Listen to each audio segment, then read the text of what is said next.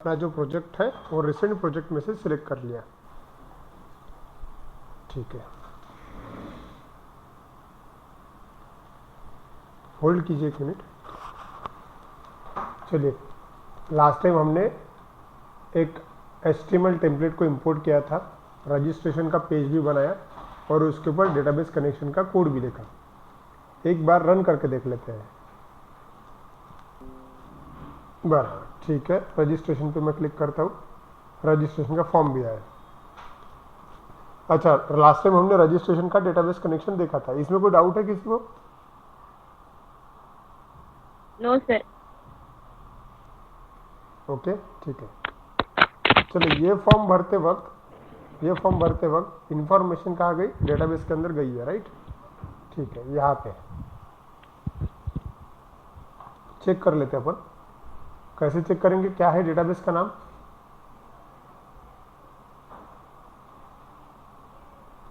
Government blood donor, ये database का नाम है अपने। और उसके अंदर हमने एक टेबल बनाया था, टेबल का नाम है रजिस्ट्रेशन। ठीक है, ठीक है, क्लोज किया मैंने इसको। चलिए, एक रजिस्ट्रेशन करके देख लेते हैं। हमारा ये एसक्यूएल सर्वर, ये डेटाबेस है। ठीक है, इसको ओपन करते हैं।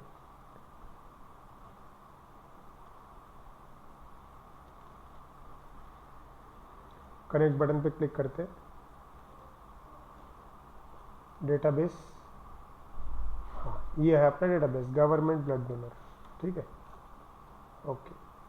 टेबल्स को एक्सपांड करता हूँ। फिलहाल एक ही टेबल है, रजिस्ट्रेशन सिलेक्ट टॉप 1000, क्लिक किया।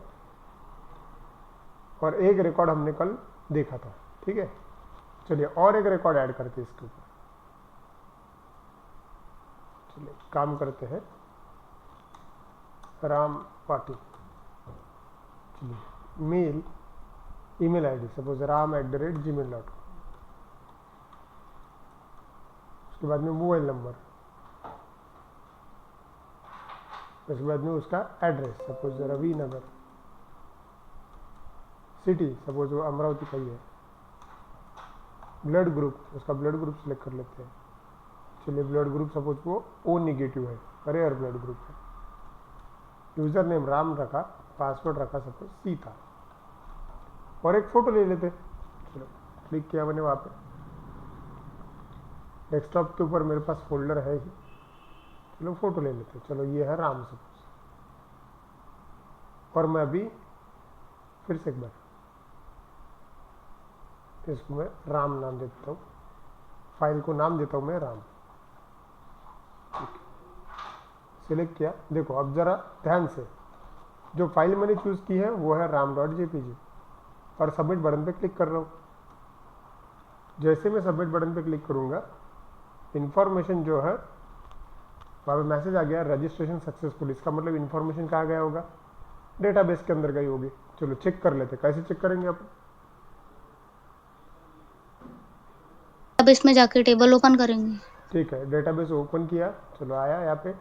एक बार इसको यहाँ से क्लोज किया, फिर से ओपन करके बस। So right click and select top 1000।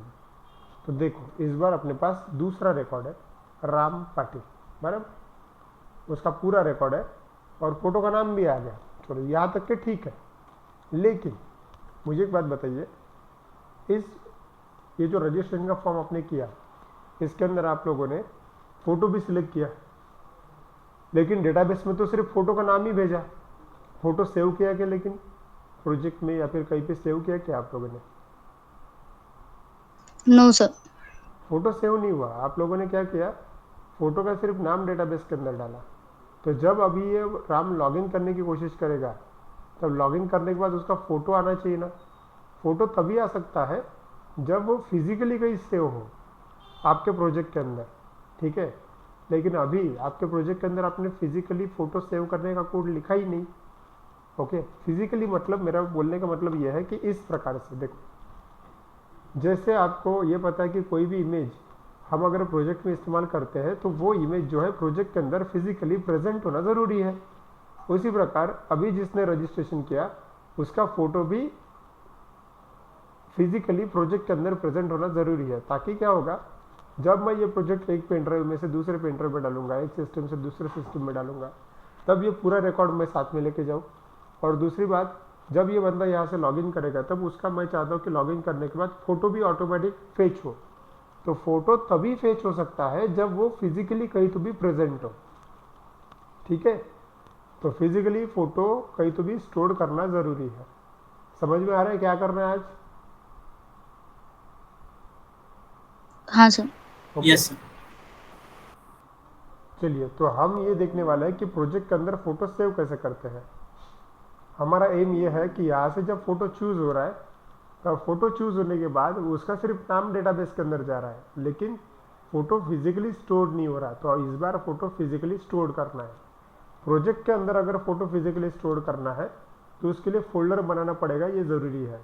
अब ज़रा समझ लेते हैं फोल्डर का स्ट्रक्चर कैसे होना चाहिए। देखो, मैं जो अभी फोल्डर बना रहा हूँ, ये किसके फ़ोटोज़ है? यूज़र्स के फ़ोटोज़ है। ठीक है, और थोड़ी देर में मुझे यूज़र के लिए लॉगिन बॉक्स भी बनाना है, फिर यूज़र के अंदर के काम भी करना है, मतलब काफ़ी सारे अलग अलग एक्शंस परफॉर्म करनी है।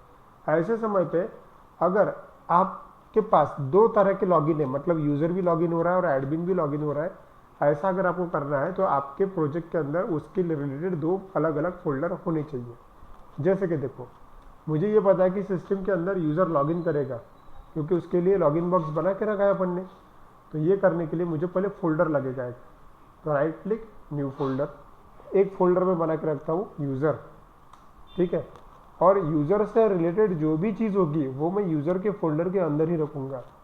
ठीक है, और एक फोल्डर बनाता हूँ जो है एडमिन।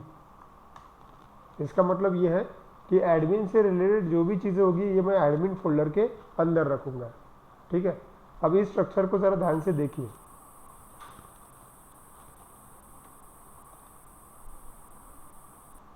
अब यहाँ पे मैंने यूज़र नाम का फोल्डर बना लिया है। अब इस फोल्डर के अंदर मेरा काम ये है कि मुझे फ़ोटो सेव करके रखने हैं। अब फ़ोटो किसके हैं? यूज़र के हैं। तो मैं यूज़र नाम के फोल्डर के अंदर और एक फोल्डर बनाऊंगा,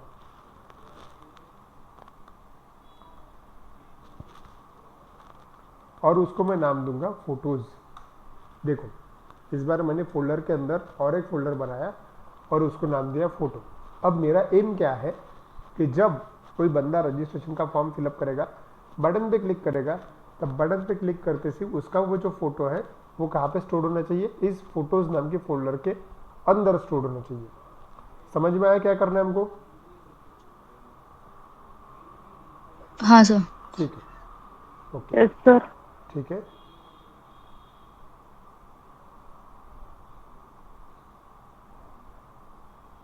ठीक है, तो अब क्या करते हैं अपन? कोड लिखना पड़ेगा। ठीक है, ओके, तो कोड कैसे लिखेंगे अपन? कहाँ पे लिखना पड़ेगा बताइए? सर सबमिट बटन के क्लिक पर। सबमिट बटन के क्लिक पर। ठीक है,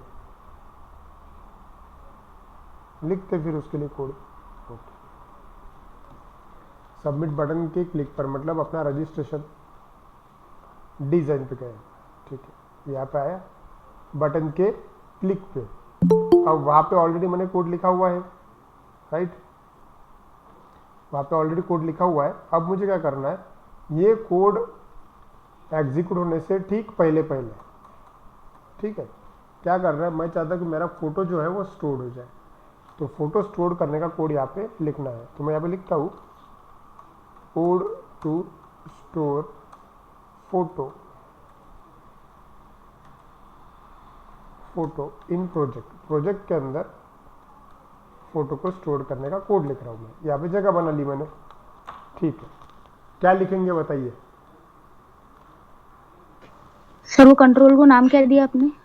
तो फोटो का पाथ फाइल लिखेंगे। कंट्रोल का नाम है FU फोटो।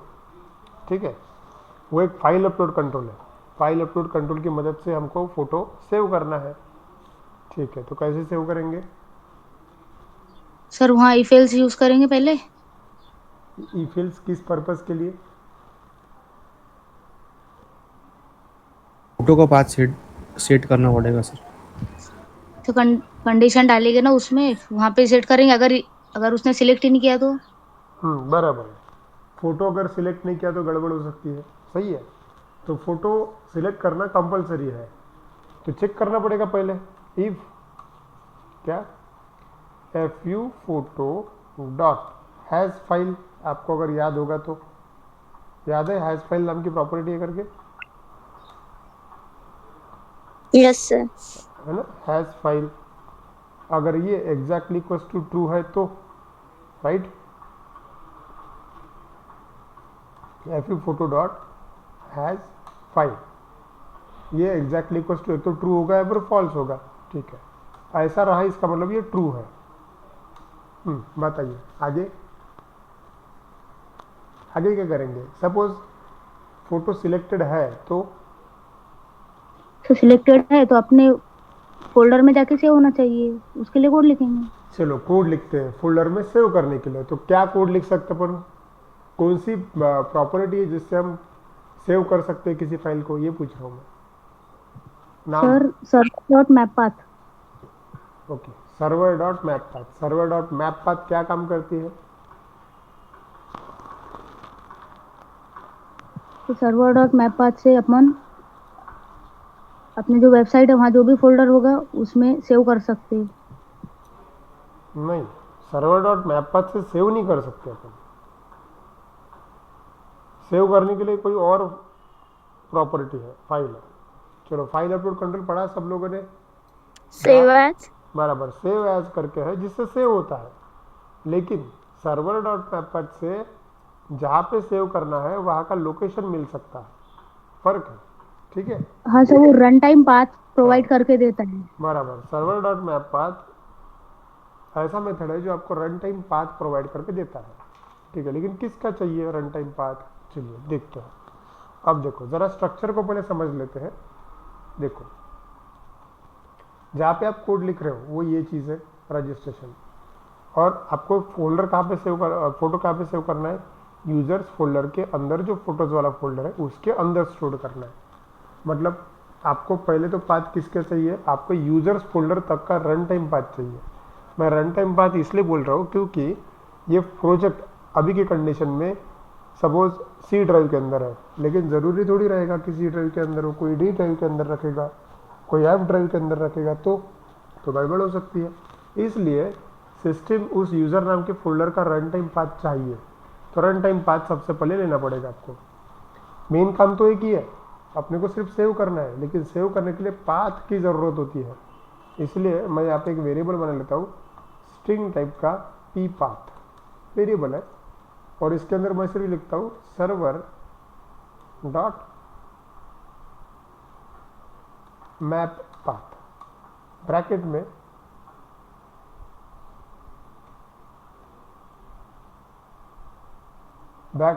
डबल कोट्स में उस फोल्डर का नाम जहाँ तक का पाथ चाहिए। मुझे यूज़र फोल्डर तक का पाथ चाहिए, तो मैंने यूज़र का नाम ले लिया। बस इतना अगर किया तो मेरे पास कहाँ तक का पाथ है, यूज़र फोल्डर तक के पाथ है।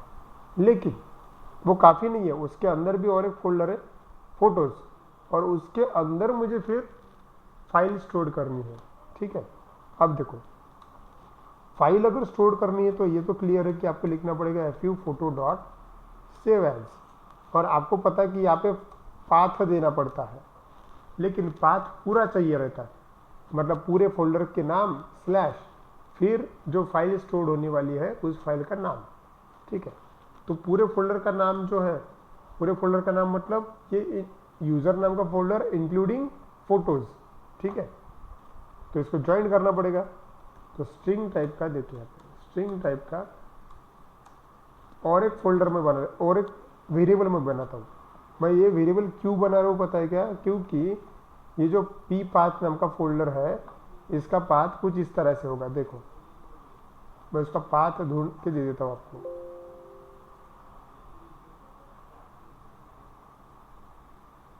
देखो इसका पाथ जो है यहाँ पे लिखा रहता है, यूजर फोल्डर है ना अपना, ये दिख रहा है आपको, ये जो चीज़ है सर्वर डॉट मैप पाथ की वजह से आपको जो पाथ मिलेगा वो यहाँ तक के मिलेगा। ठीक है, यूजर फोल्डर तक मिलेगा। स्क्रीन पे दिख रहा है आपको,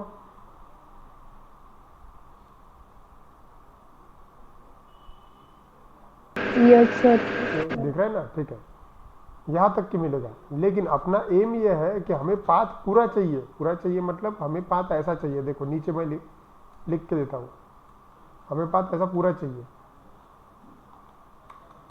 यूजर स्लैश फोटो स्लैश और फिर जो भी ये होगा कि ram.jpg है ना, ये है अपना, तो ऐसा पूरा चाहिए।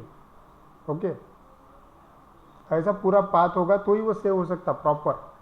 लेकिन अभी के कंडीशन में हमारे पास पाथ कहाँ तक के है, यूजर फोल्डर तक के पाथ है, ठीक है। तो फिर उसके आगे जो है वो ज्वाइन करना पड़ेगा, मतलब ये जो पार्ट है इतना ज्वाइन करना पड़ेगा, मतलब यहाँ पे अटैच करना पड़ेगा, ठीक है।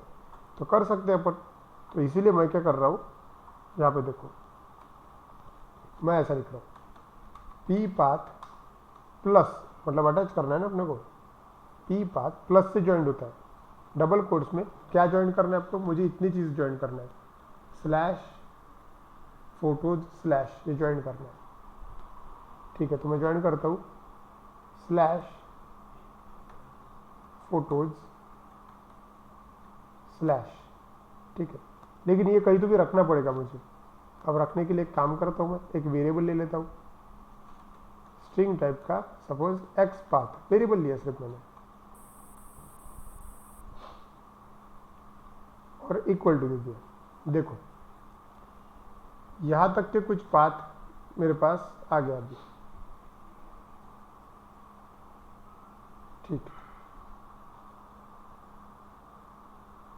ओके।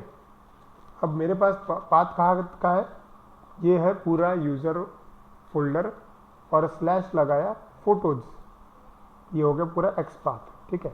लेकिन फिर भी पाथ कंप्लीट नहीं हुआ, क्योंकि हमारा पाथ कहाँ तक के हुआ, सिर्फ फोटोज तक के हुआ। लेकिन हमको ये भी चाहिए ना, इमेज का नाम भी तो चाहिए, तो ठीक है नाम अटैच कर देते। तो इमेज का नाम अगर चाहिए आपको रन टाइम, तो यहाँ पे प्लस देके आप ज्वाइन कर सकते हैं, fu photo dot run time. अगर इमेज का नाम चाहिए तो क्या है, उसके लिए फाइल नेम हो गया।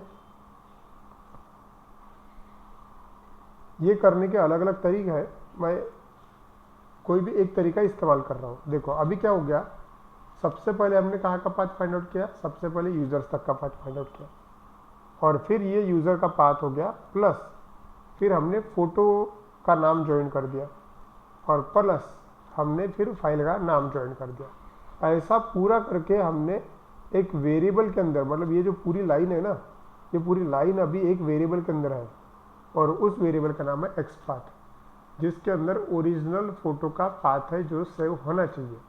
बस करना ये है fu photo dot save as, और किसका पाथ पास करोगे अभी तुम, पी पाथ लिखोगे कि एक्स पाथ लिखोगे, एक्स पाथ, एक्स पाथ, क्योंकि उसके अंदर पूरा कंप्लीट पाथ है, ठीक है। तुम चाहो तो ये एक लाइन में भी कर सकते हैं, ठीक है। मैंने इसको जानबूझ के 2 लाइन में किया क्योंकि मैं बायोफर्गेट करना चाहता था, आपके ऊपर निर्भर करता है, ठीक है, ठीक है। तो हमने क्या किया, पी पाथ मतलब सिर्फ यूजर तक का पाथ पहले फाइंड आउट किया, और उसके बाद में मैंने पी पाथ मतलब पी पाथ को ज्वाइन किया फोटोज प्लस ज्वाइन किया फाइल का नाम, और एक पूरा कंप्लीट पाथ बना दिया, और उसको एक वेरिएबल में ले लिया एक्स पाथ, और एक्स पाथ को यहाँ पे पास कर दिया। अब ये चीज़ ऑप्शनल है, ज़रूरी नहीं है कि भाई एक्स पाथ बनाना पड़ेगा, मैं ये पूरा का पूरा एक लाइन में भी कर सकता था। ये पी पाथ है ना, मतलब ये जो यहाँ से यहाँ तक का पार्ट है, ये ऊपर की लाइन में भी मैं प्लस करके लिख सकता था, तो भी कोई प्रॉब्लम नहीं होता था। देखो उदाहरण के तौर पे अगर मैं करके बताऊँ तो मैं ऐसा भी कर सकता हूँ, ये हटा दिया यहाँ पे, और ये यहाँ से यहाँ तक के कट करके इधर डाल दिया, हो गया।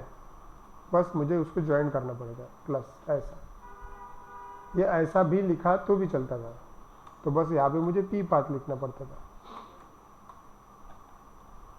ठीक है। मतलब एक ही लाइन में काम हो गया।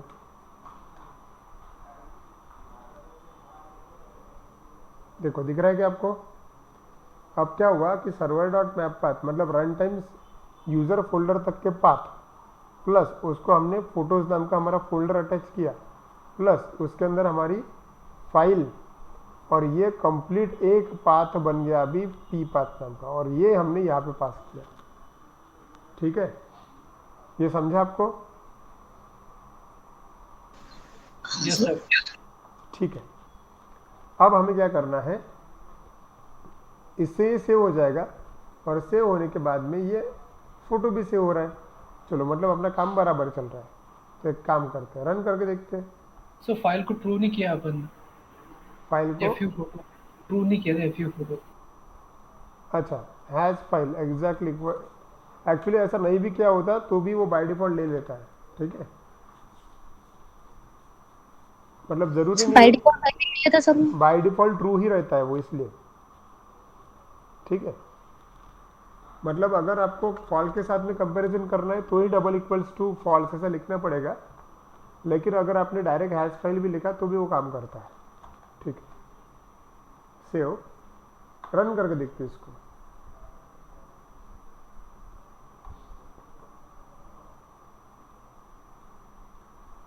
रिफ्रेश किया,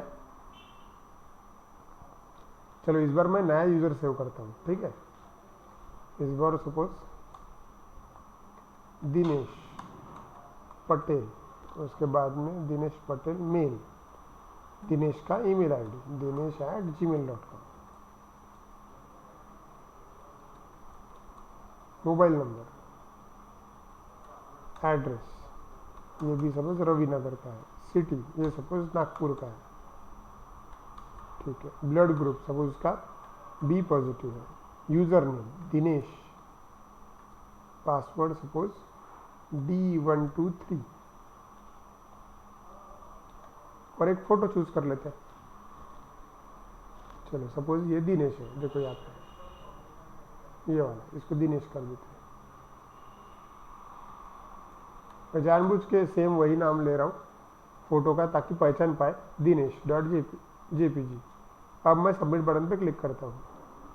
जैसे मैंने सबमिट बटन पे क्लिक किया, रजिस्ट्रेशन सक्सेसफुल हुआ। चेक कर लेते डेटाबेस में आया कि नहीं। दिख रहा है आपको लास्ट वाला रिकॉर्ड? Yes sir. गुड। अब हम चेक करेंगे इसका फोटो आया कि नहीं। फोटो का नाम है dinesh.jpg। फोटो कहाँ चेक करना पड़ेगा हमको?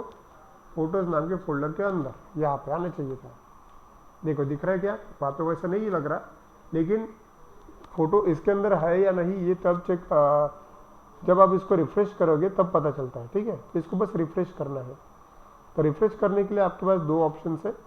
एक तो आपने ये यहाँ पे एक रिफ्रेश का बटन है, यहाँ पे क्लिक कर देना, या फिर आप इसको राइट क्लिक करो फोल्डर को, और यहाँ पे रिफ्रेश फोल्डर करके बटन होता है, वहाँ पे क्लिक कर सकते हैं। क्लियर?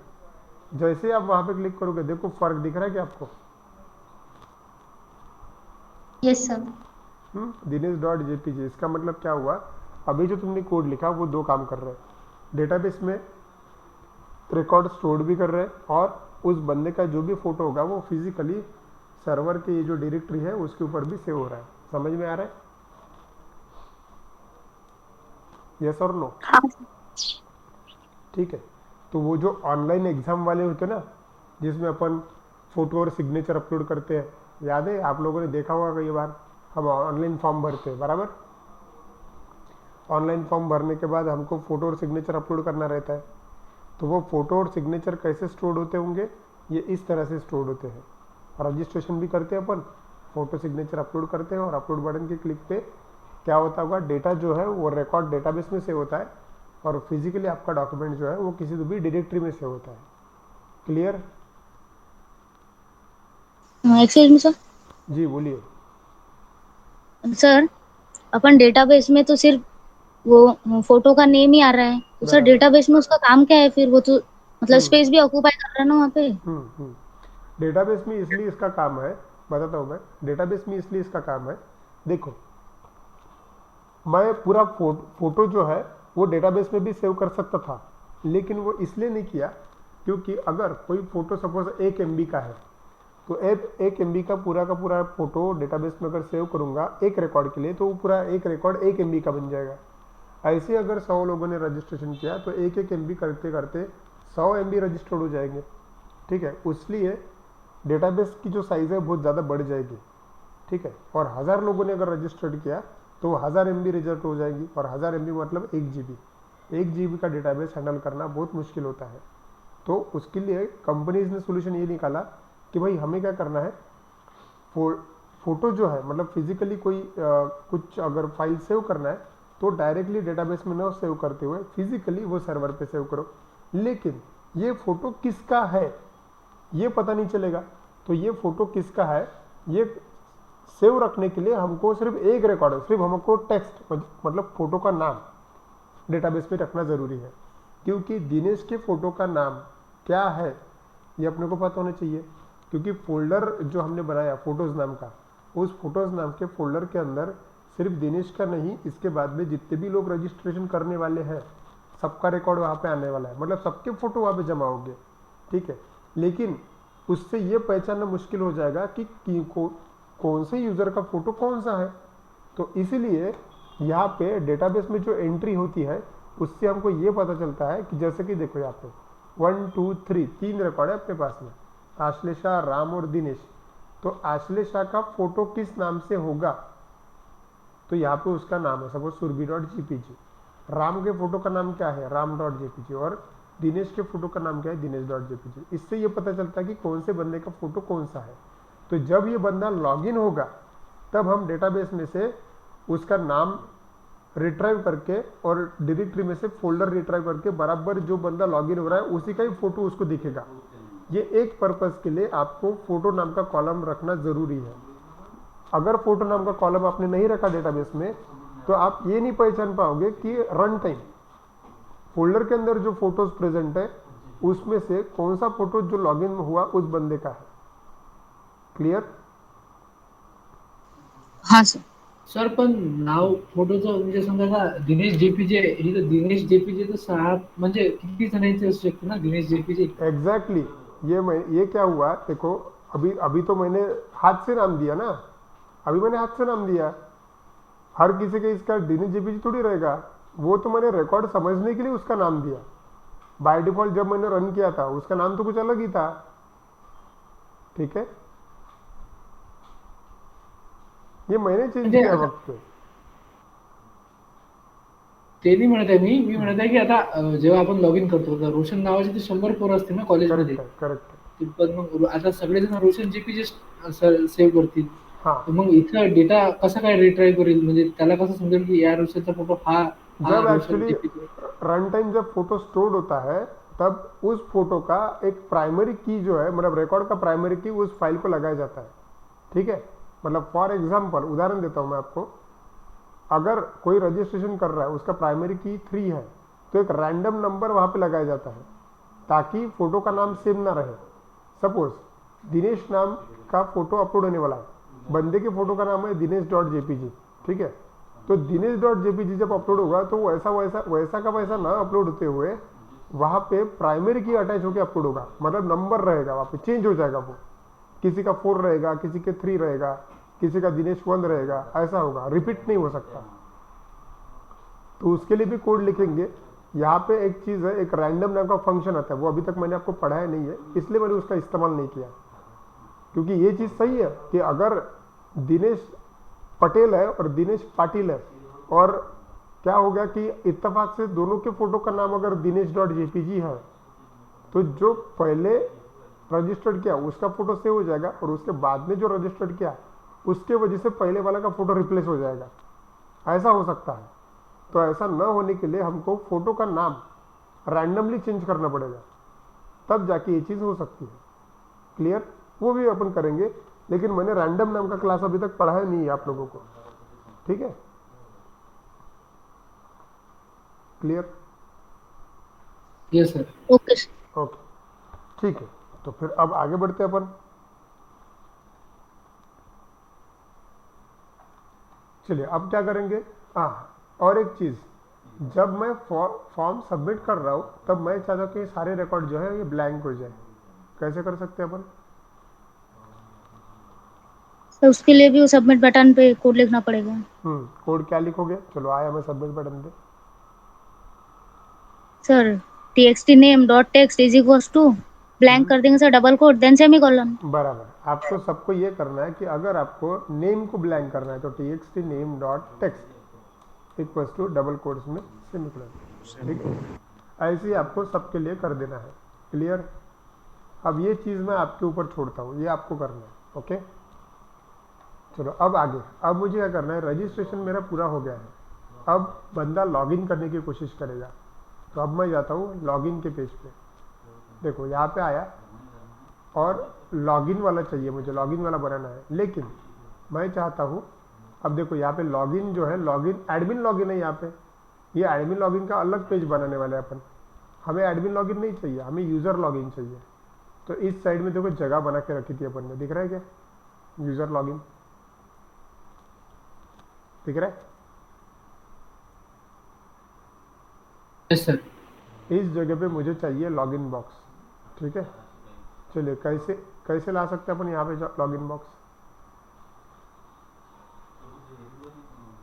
सर वो सिलेक्ट करके कट कर देंगे, हम्म टूल बॉक्स में से ले लेंगे सर लॉगिन कंट्रोल। चलिए बढ़िया, करके देखते हैं। ओके चलो करके देखते हैं। कहाँ जाना पड़ेगा मुझे, पहले तो इसको कट कर देना पड़ेगा। ये जो मटेरियल है, ये जो मैटर है, इसको निकालना पड़ेगा। कहाँ से निकालेंगे अपन इसको,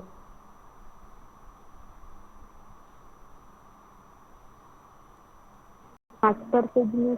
बराबर वो मास्टर पेज में है, करेक्ट है। तो मास्टर पेज में जाना पड़ेगा, डिज़ाइन में। चलो आगे मास्टर पेज में ये चीज़ यहाँ से कट कर देनी है, सिंपल। तो मैं बैक स्पेस का इस्तेमाल करके ये चीज़ कट कर देता हूँ यहाँ से, देखो। और यहाँ पे क्या लेना चाहिए मैंने, यहाँ पे लेना है मुझे लॉगिन बॉक्स।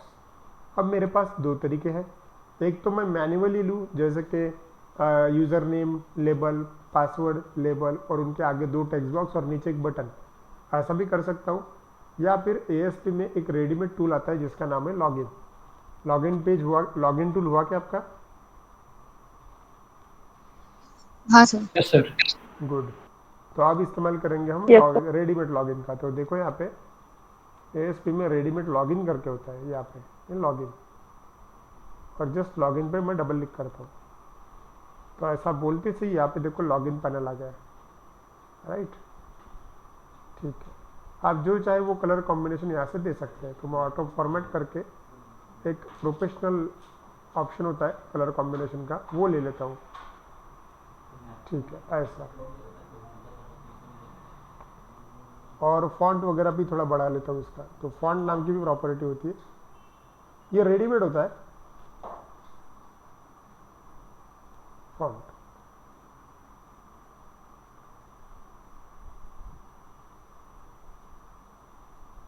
ठीक है, सेव किया, बस एक बार रन करके देखते हैं इसको कैसा दिखता है। तो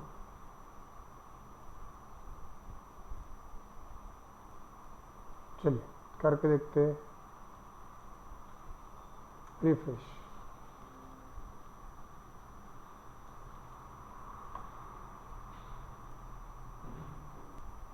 देखिए आया लॉगिन पैनल। हाँ सर।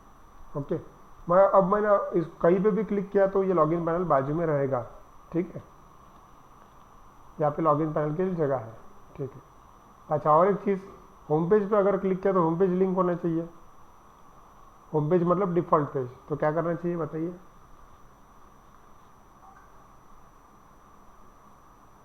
क्या करना चाहिए। सर सर लिंक होम करना पेज पड़ेगा। फिर उसको लिंक कर देंगे होम पेज से। होम पेज ऑलरेडी बना हुआ है, डिफ़ॉल्ट पेज ही होम पेज है, राइट। तो क्या करना पड़ेगा हमको, हमें जाना पड़ेगा मास्टर पेज के अंदर, और मास्टर पेज में जाने के बाद सोर्स में जाना है। देखो यहाँ पे होम पेज मतलब डिफ़ॉल्ट पेज, एक ही रहता नाम। होम पेज बोलो, डिफ़ॉल्ट पेज बोलो, इंडेक्स पेज बोलो, एक ही नाम रहता है। ठीक है, होम पेज मतलब जो पहला वाला पेज। चलो इसको निकाल दिया अपन ने, और जो हमारा होम पेज है मतलब डिफ़ॉल्ट पेज, उसको सिलेक्ट किया, सिंपल हो गया। सेव किया, एक बार रन करके देखते हैं।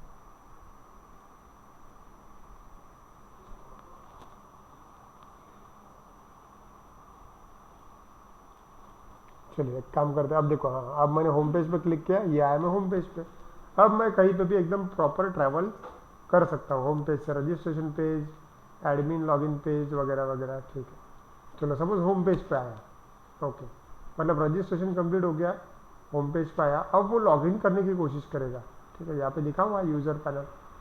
अब जिस बंदे ने रजिस्ट्रेशन किया वो लॉगिन करने की कोशिश करेगा। फॉर एग्जांपल दिनेश ने रजिस्ट्रेशन किया हुआ है, तो दिनेश अपना यूज़र नेम टाइप करेगा, ठीक है, और फिर उसके बाद में उसका पासवर्ड टाइप करेगा D123 और लॉगिन बटन पे क्लिक करने वाला है। मुझे बताइए ऐसा करने के बाद क्या होना चाहिए?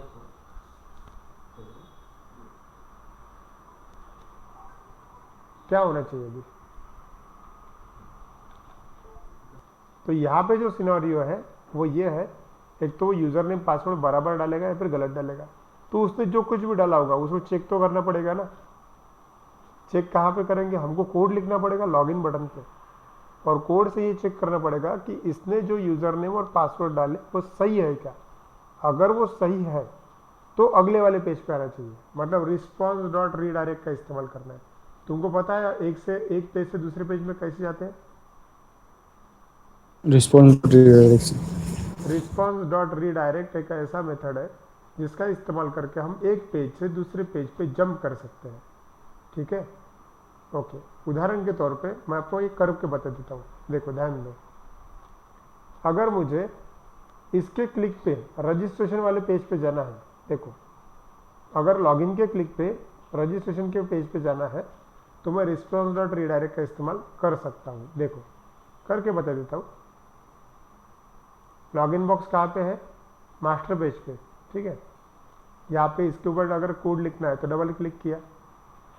देखो अगर इसके क्लिक पे सिर्फ मुझे दूसरे पेज पे जाना है, मैं कोई कंपैरिजन नहीं कर रहा हूँ, यूजर नेम पासवर्ड बराबर है क्या, कोई चेकिंग नहीं कर रहा हूँ, बस ये बता रहा हूँ आपको कि एक पेज से दूसरे पेज जंप कैसे करते हैं। तो रिस्पॉन्स डॉट रीडायरेक्ट करके होता है, बहुत ही काम की मेथड है ये। और डबल कोड्स में आपको जिस पेज पे जाना है उस पेज का नाम पता होना चाहिए। सिर्फ मुझे जाना है रजिस्ट्रेशन के पेज पे, तो रजिस्ट्रेशन डॉट ASPX ये पेज हमने बना के रखा है, ठीक है।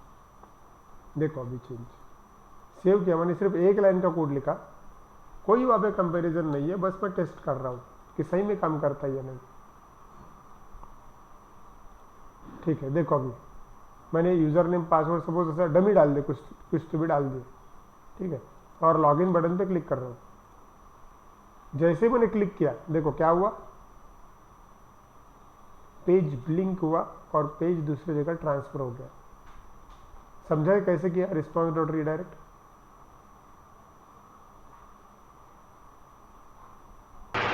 Yes sir. ओके ठीक है।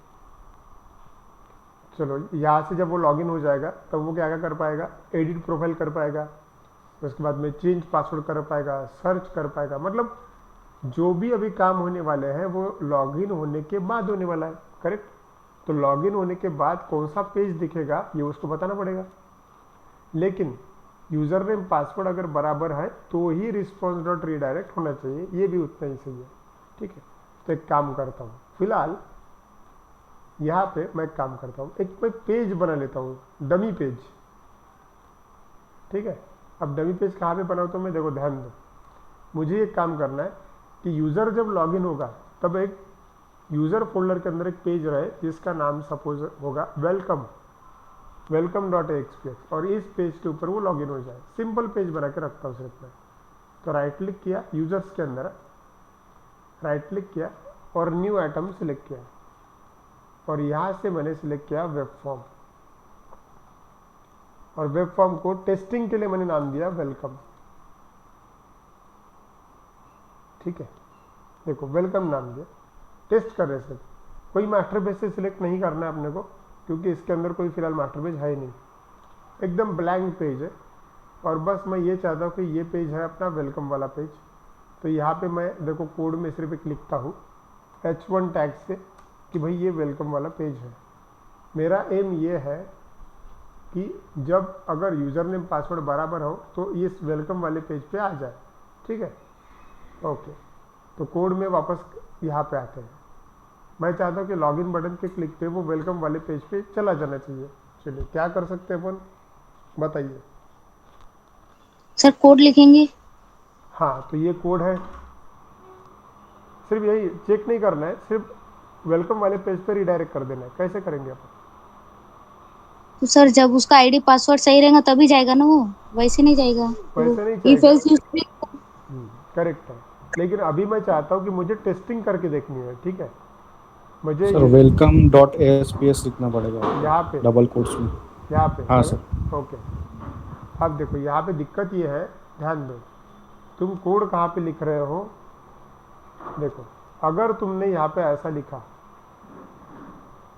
अगर तुमने यहाँ पे ऐसा लिखा वेलकम डॉट एक्सपीएक्स, तो सिस्टम क्या करेगी, वेलकम पेज कहाँ पे ढूंढेगी, उसी एरिया में ढूंढेगी जिस एरिया में ये पेज है। देखो ये कोड कहाँ लिखा तुमने, मास्टर पेज के अंदर लिखा, तो मास्टर पेज के आसपास जो पेजेस है उसी एरिया में ढूंढेंगे, ठीक है।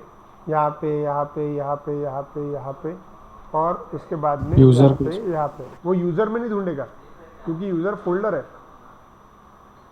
तो मेरा बोलने का मतलब यही है कि जब आप डायरेक्टली किसी पेज का नाम ढूंढते हो तो उस पेज, वो जो रियल पेज है जिसके ऊपर तुम कोड लिख रहे हो, वो रियल वाला पेज जहाँ पे मौजूद है उसके आसपास ही ढूंढता है, लेकिन किसी फोल्डर के अंदर नहीं ढूंढ सकता, ठीक है। लेकिन हमने जो वेलकम वाला पेज बनाया है, कहाँ पे बनाया है, यूज़र फोल्डर के अंदर। तो हमको उसको पाथ में बताना पड़ेगा कि पहले यूज़र फोल्डर को ढूंढो और उसके बाद में वेलकम में जाओ। तो ये करने के लिए यहाँ पे एक चेंज करना पड़ेगा, यहाँ पे लिखना पड़ेगा उस फोल्डर का नाम यूज़र, और फिर वेलकम डॉट एक्सपीएक्स। समझ में आया क्या? हाँ सर। सबको क्लियर हाँ है कि एक पेज से दूसरे पेज में जंप होने का लॉजिक है ये, ठीक है। कंपैरिजन तो अपन कर ही लेंगे, मेन चीज़ है ट्रांसफ़र होना, एक पेज से दूसरे पेज में हम ट्रांसफ़र हो सकते हैं। बस आपको ये चीज़ ध्यान में रखना है, अगर तुम किसी ऐसे पेज पे ट्रांसफ़र हो रहे हो जो पेज किसी तो भी फोल्डर के अंदर है, तो तुम्हें याद से उस फोल्डर का नाम आगे लिखना ज़रूरी है, तभी वो काम करेगा, ठीक है। नहीं तो वो वेलकम पेज नहीं ढूंढ पाएगा और एरर दे देगा। चलिए करके देखते हैं, देखो रिफ्रेश किया, चलिए इमेजिन कीजिए मैंने कोई यूज़र नेम और पासवर्ड रखा और मैं लॉगिन बटन पे क्लिक कर रहा हूँ। अभी की कंडीशन में हमने तो कोई कंपैरिजन करने का कोड लिखा ही नहीं, तो सिस्टम क्या कर दी कि डायरेक्ट आपको वेलकम वाले पेज पे भेज देगी। देखो मैंने क्लिक किया अभी और सी द चेंज दिख रहा है क्या?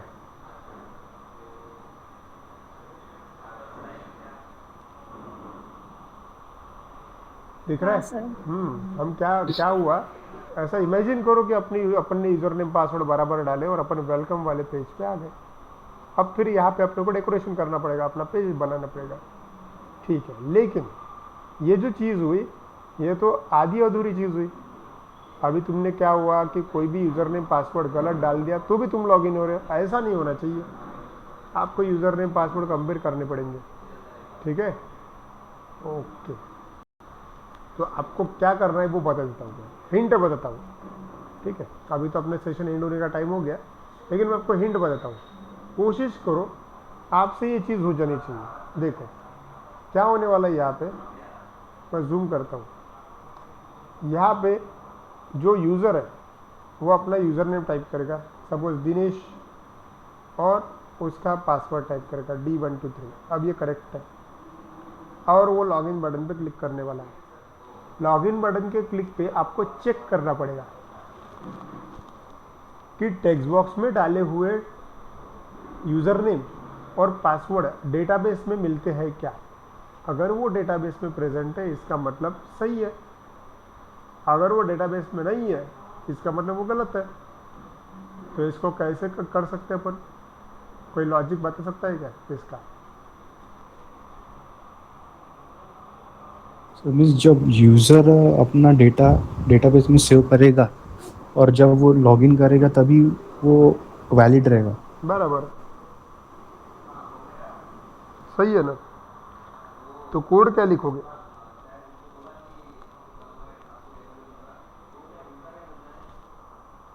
Any idea?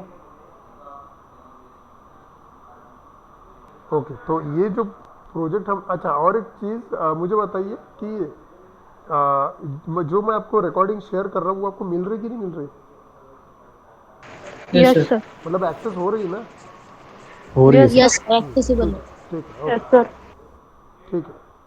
ठीक है, तो फिर आज मैंने सिर्फ आपको फोटो सेव कैसे करते हैं फिजिकली वो बताया, ठीक है। और लॉगिन पैनल अपन ने लेफ्ट साइड राइट साइड में लिया, साइड बार में, ठीक है। रेडीमेड लॉगिन पैनल है और उसका इस्तेमाल हम लॉगिन के लिए करने वाले हैं। आपको मैंने टास्क दिया हुआ है कि आप लोगों को यूज़र नेम पासवर्ड चेक करने का कोड लिख के देखना है, लिख के देखो सिर्फ, बस इतना ही है। अगर यूज़र टेक्स्ट बॉक्स की यूज़र नेम पासवर्ड अगर डेटाबेस में मिल गए तो वैलिड यूज़र है, अदरवाइज इनवैलिड यूज़र है, ये उसका लॉजिक है। लेकिन इसको कैसे इम्प्लीमेंट करना खुद कोशिश करो, बाकी हम अगले वाले सेशन में देखेंगे, ठीक है। सर कुछ पॉइंट Okay. पूछने थे सर।